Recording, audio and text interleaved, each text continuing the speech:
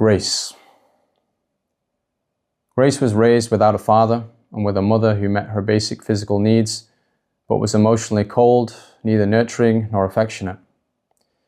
She believes this early life experience contributed to a lack of emotional security and increased vulnerability later in life.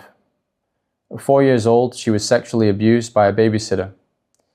She has no memory of the abuse and states that it does not directly trouble her emotionally. Grace's mother prevented contact with her estranged father without giving any reason, causing Grace to rebel against her. By secondary school age, her behavior had deteriorated significantly. She began getting into cars with adult men who offered her cannabis, music, food, and lifts.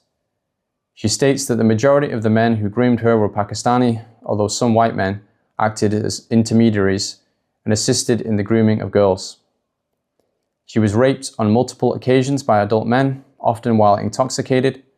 Because she had been drinking, she believed she was responsible for the abuse.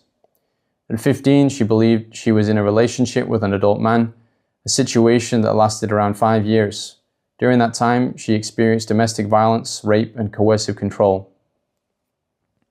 She reported the perpetrators to the police, wishing only to prevent other children from experiencing abuse.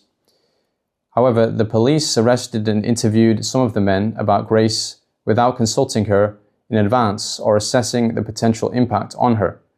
She felt pushed into prosecution without adequate preparation or support. She found the process abrupt and poorly explained.